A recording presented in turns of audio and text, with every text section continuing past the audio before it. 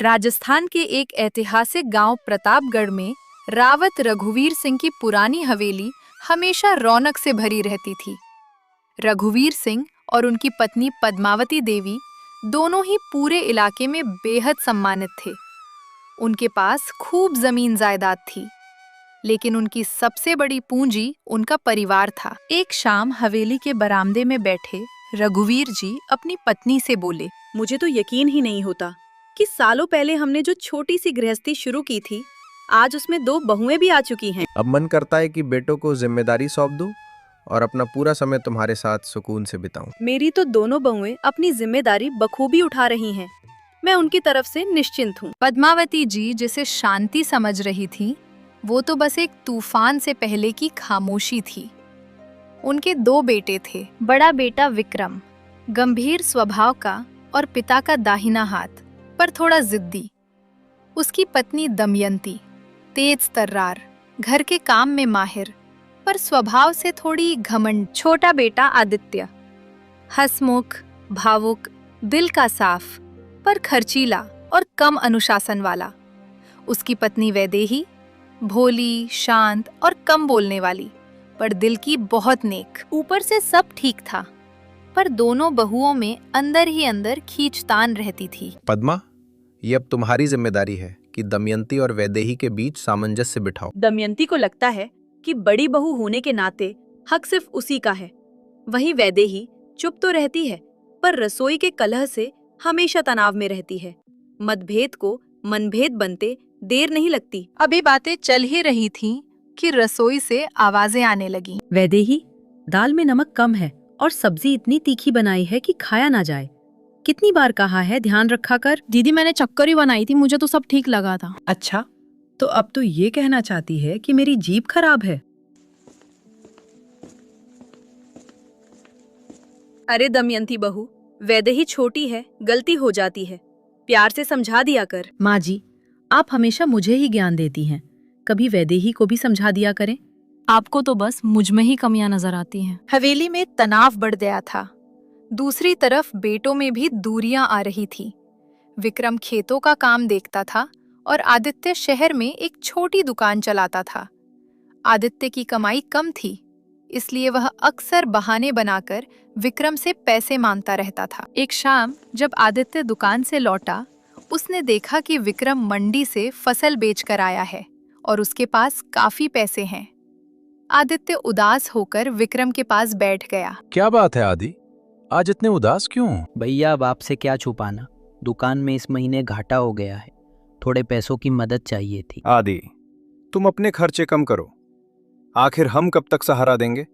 हमारा भी अपना परिवार है, तुम्हें अपनी जिम्मेदारी खुद उठानी चाहिए। भैया, मैं कोशिश तो करता हूँ, पर कहीं न कहीं नुकसान हो ही जाता है। कितने पैसे चाहिए? जैसे ही विक्रम ने पैसे की बात छेड़ी, आदित्य की आंखों में चमक आ गई।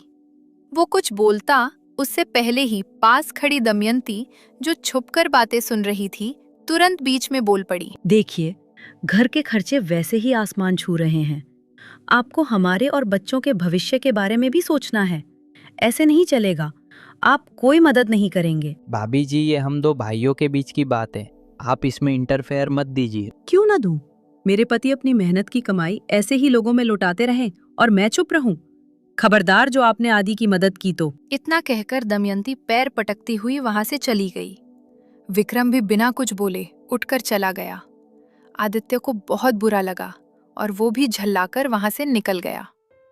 घर के वातावरण में तनाव अब साफ दिखने लगा था। एक शाम हवेली के बरामदे में बैठे रघुवीर जी अपनी पत्नी से बोले, रघुवीर जी, दोनों हमारे अपने बेटे हैं, कहीं इनके बीच ये पैसों की दीवार दरार न पैदा कर दे। मैं नहीं चाहती कि बात और बिगड़े। पद्मा, डर मुझे भी यही है। जायदाद कितनी भी हो, अगर दिल में लालच आ जाए तो रिश्ते कांच की तरह टूट जाते हैं। दमयंती तो चाहती है कि विक्रम को बड़ा हिस्सा मिले, और वैदेही, वह कुछ कहती नहीं, पर उसके मन में क्या है कौन जाने। शायद समय रहते बंटवारा कर देना ही भलाई है। कुछ दिनों बाद शहर से रघुवीर जी के छोटे भाई चाचा जी आए। चाय के वक्त उन्होंने सुझाव दिया, भाई साहब, उम्र हो रही है आपकी, कला बढ़े, कुछ से पहले दोनों बेटों का हिस्सा अलग कर दो। ये बात दरवाजे के पीछे खड़ी दमयंती ने सुन ली। उसे ऐसा लगा जैसे कानों में शहद घुल गया हो। वो तो बंटवारा चाहती ही थी। दूसरी तरफ वैदेही ये सुनकर सहम गई। उसे लगा कि घर बटा तो दिल भी बट जाएंगे और भाई भाई एक दूसरे से बिछड़ जाएंगे। उसी रात रसोई में फिर तकरार हुई। देखो वैदेही, विक्रम बड़े हैं, हवेली और खेतों का बड़ा हिस्सा हमारा ही होना चाहिए। दीदी, जमीन पिताजी की है और बेटों में बराबर बंटनी चाहिए। बड़ा बेटा माँ बाप की सेवा की जिम्मेदारी उठाता है, तो हिस्सा भी तो बड़ा मिलना चाहिए। घर अलग होगा तो जिम्मेदारी भी बटेगी दीदी। सेवा हम भी करेंगे, पर आप लालच में आकर हक मत मारिए। लालच शब्द सुनते ही दमयंती आग बबूला हो गई। पहली बार वैदेही ने उसे पलटकर जवाब दिया था। पद्मावती देवी ने आकर मामला शांत कराया, पर चिंगारी अब शोला बन चुकी थी। अगली सुबह 9 बजे हवेली के बड़े कमरे में सबको बुलाया गया। देखो बच्चों, अब मेरी उम्र हो गई है। मैं चाहता हूँ कि तुम दोनों को जिम्मेदारी और हिस्सा बांट कर दे दूं, ताकि बाद में झगड़ा ना हो। पिताजी, विक्रम बड़ा बेटा है, हवेली और ज्यादातर खेत उसी को मिलने चाहिए। दमयंती, मुझे कुछ बोलने तो दिया होता। पिताजी, जो आपको ठीक लगे वही कर। नहीं, आपको हमारे बच्चों का सोचना होगा। हिस्से बड़े होने चाहिए। दीदी, जिम्मेदारी दिल से निभाई जाती है, जमीन देखकर नहीं। आदि आपके छोटे भाई जैसा है, उसका हक कैसे कम कर सकती हैं आप? तू चुप रह वैदेही, तू जानती क्या है जिम्मेदारी? शायद उतना ही जितना आप, पर कम से कम मुझ में आपकी तरह लालच तो नहीं है। जैसे ही वैदेही ने दमयंती को लालची कहा, कमरे में सन्नाटा छा गया। आदित्य और विक्रम भी आपस में बहस करने लगे। रघुवीर सिंह ने दुखी होकर अपना हाथ उठाया और चिल्लाकर बोले, बस, बहुत हुआ। इससे ज्यादा तमाशा अब मैं बर्दाश्त नहीं करूंगा। अब फैसला मैं सुनाऊंगा। लेकिन पिताजी, मेरी बात तो सुनिए। अब और कुछ नहीं, तय है कि जायदाद का बंटवारा होगा और सब बराबर बटेगा। 20-20 बीघा खेत दोनों भाइयों के नाम होंगे, न किसी को कम न किसी को ज्यादा। अपने पिता का फैसला सुनकर आदित्य की जान में जान आई, लेकिन दमयंती का चेहरा उतर गया। रघुवीर जी कुछ और बोलते, उससे पहले ही वो बोल पड़ी। अच्छा, तो हवेली आप विक्रम को देंगे, क्योंकि वो बड़े बेटे हैं। हवेली दोनों की है। जब अलग घर बनेंगे तो या तो इसे 2 हिस्सों में बांट देंगे या फिर दूसरे को शहर वाला प्लॉट दे देंगे। उनकी बात सुनकर सबने राहत की सांस ली, पर दमयंती के मन में बेचैनी थी। वैदेही ने मुस्कुराकर उसकी ओर देखा तो दमयंती का गुस्सा और बढ़ गया। जैसे ही सब जाने लगे, रघुवीर सिंह ने सबको रोकते हुए कहा, ठहरो, बंटवारे की मेरी एक शर्त है, उसे सबको मानना पड़ेगा। सब चौकन्ने हो गए। दमयंती सोचने लगी कि कहीं पूरी जिम्मेदारी उसके और विक्रम पर तो नहीं आने वाली। शर्त यह है कि दोनों भाई 1 साल तक साथ रहेंगे। मैं देखना चाहता हूं कि कौन जिम्मेदार है, कौन परिवार संभालता है और किसका व्यवहार कैसा है।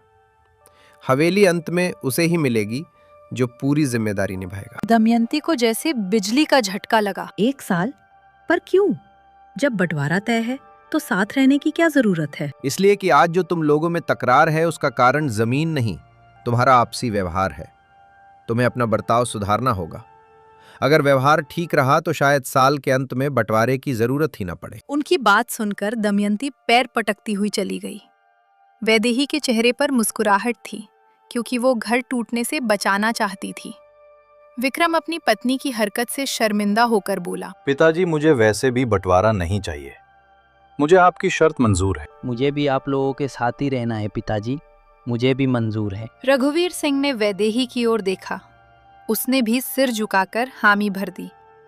अब रघुवीर सिंह को यकीन था कि सिर्फ दमयंती ही खुश नहीं है, उसका गुस्सा भीतर ही भीतर सुलग रहा है। अगले कुछ महीनों में माहौल बदलने लगा। विक्रम खेती की कमाई का हिसाब रखता था, तो आदित्य ने भी जिम्मेदारी से दुकान संभाली और घर के खर्च में हिस्सा देने लगा। दमयंती इस बदलाव से परेशान थी। दमयंती अब आदित्य और वैदेही को नीचा दिखाने का कोई मौका नहीं छोड़ती थी। वो छोटी छोटी गलतियां निकालती, पर वैदेही हर बार शांति से बात संभाल लेती। आदित्य ने पहली बार विक्रम के साथ खेतों में भी पूरा सीजन पसीना बहाया। वैदेही हर सुबह बिना कहे दोनों के लिए टिफिन तैयार कर देती। एक दिन विक्रम बोला, पिताजी, अब आदि भी खेतों में हाथ बटाता है और उसकी दुकान में भी फायदा हुआ है। आदि बहुत मेहनती हो गया है। रघुवीर सिंह मुस्कुराए। उन्हें यकीन हो गया कि दोनों बेटे एक दूसरे को प्यार करते हैं और साथ रहना चाहते हैं। पद्मावती देवी ने भी वैदेही की तारीफ की। वैदेही, तुमने ये घर संभाल लिया है। झगड़े होते भी हैं तो तुम उन्हें बढ़ने नहीं देती। माँ जी, जहाँ 4 बर्तन होते हैं वहाँ आवाज तो होती ही है। घर एक है तो तकरार भी होगी, बस उसे मीठी तकरार में बदलना जरूरी है। दमयंती दीदी स्वभाव की थोड़ी तेज है, पर मन की बहुत साफ है। दमयंती जो दूर खड़ी उन लोगों की बातें सुन रही थी, वैदेही की बात सुनकर उसके मन में पहली बार टीस उठी। वो चाहकर भी ये नहीं समझ पा रही थी कि वैदेही दिल की इतनी अच्छी कैसे है और उसे पैसों का कोई लालच क्यों नहीं है। साल पूरा होने में बस 3 दिन बाकी थे।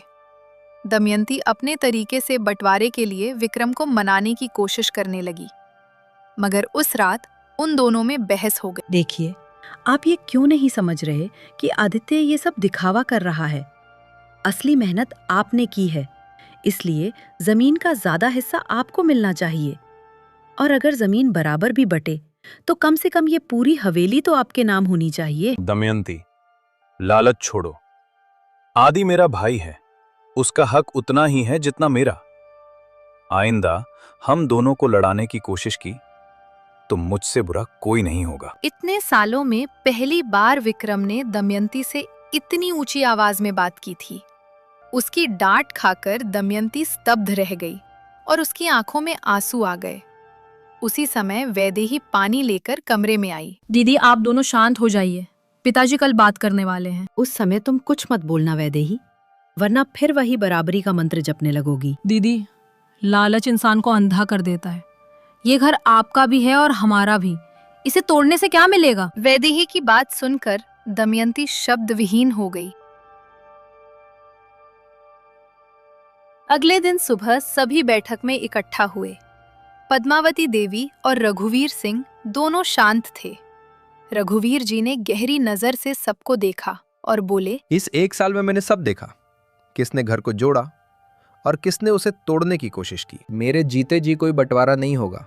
मेरे बाद तुम दोनों को जायदाद बराबर मिलेगी, मगर तब तक तुम सबको साथ रहना होगा। दोनों बहुएं मिलकर घर की जिम्मेदारी उठाएंगी। बेटी, घर चलाने के लिए दिल बराबर होने चाहिए, सिर्फ इससे नहीं।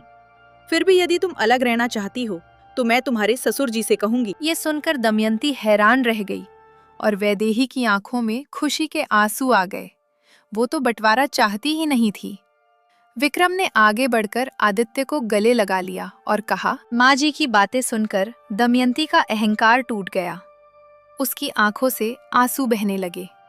वह वैदेही के पास गई और हाथ थामकर बोली, वैदेही, मुझे माफ कर देना। मैं शायद इस जमीन जायदाद को अपने परिवार से बड़ा समझ बैठी थी। ये अच्छा हुआ दीदी कि आपको समय रहते सब समझ आ गया। देखा रघुवीर जी, घर बटा नहीं, घर बच गया। रघुवीर सिंह, जायदाद बटने का डर नहीं था पद्मा, डर तो दिल बटने का था। आज मेरे बच्चों ने मेरा दिल जीत लिया।